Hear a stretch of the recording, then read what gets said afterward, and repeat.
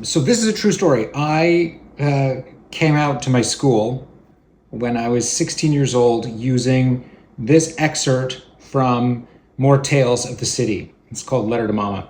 My good friend Maria turned me on to it.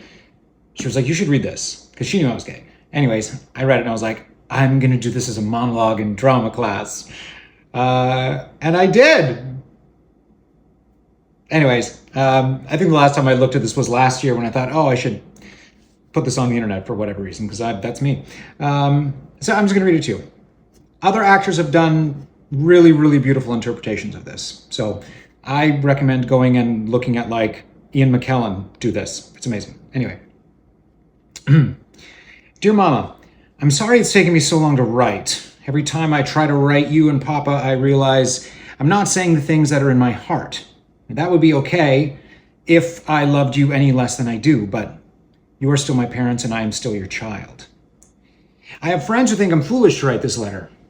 I hope they're wrong. I hope their doubts are based on parents who loved and trusted them less than mine do. I hope especially that you'll see this as an act of love on my part, a sign of my continuing need to share my life with you. I wouldn't have written, I guess, if you hadn't told me about your involvement in the Save Our Children campaign. That more than anything made it clear that my responsibility was to tell you the truth, that your own child is homosexual, and that I never needed saving from anything except the cruel and ignorant piety of people like Anita Bryant. I'm sorry, Mama, not for what I am, but for how you must feel at this moment. I know what that feeling is. I felt it for most of my life. Revulsion, shame, disbelief, rejection, through fear of something I knew even as a child was as basic to my nature as the color of my eyes. And no, Mom, I wasn't recruited. No seasoned homosexual ever served as my mentor. But you know what? I wish someone had. I wish someone older than me and wiser than the people in Orlando had taken me aside and said, You're all right, kid. You can grow up and become a doctor or a teacher just like anyone else. You're not crazy or sick or evil. You can succeed and be happy and find peace with friends, all kinds of friends who don't give a damn who you go to bed with. Most of all, though, you can love and be loved without hating yourself for it. But no one ever said that to me, Mama. I had to find that out on my own with the help of the city that has become my home. I know this may be hard for you to believe, but San Francisco is full of men and women, both straight and gay, who don't consider sexuality in measuring the worth of another human being. And these aren't radicals or weirdos, Mama. They are shop clerks and bankers and little old ladies and people who nod and smile at you when you meet them on the bus. Their attitude is neither patronizing nor pitying, and their message is so simple.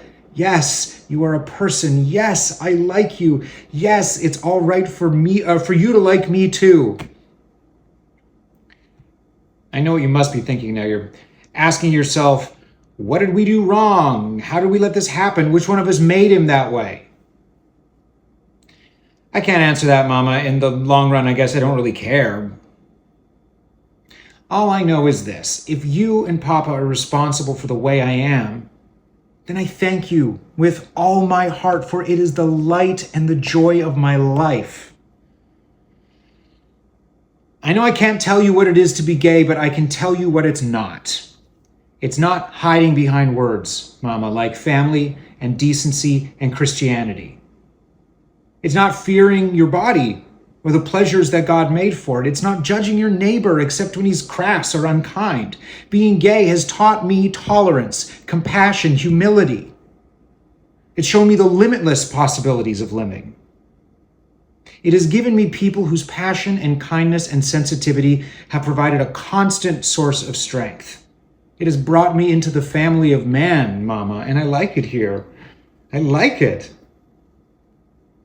There's not much else I can say except that I'm the same Michael you've always known. You just know me better now. I've never consciously done anything to hurt you. I never will.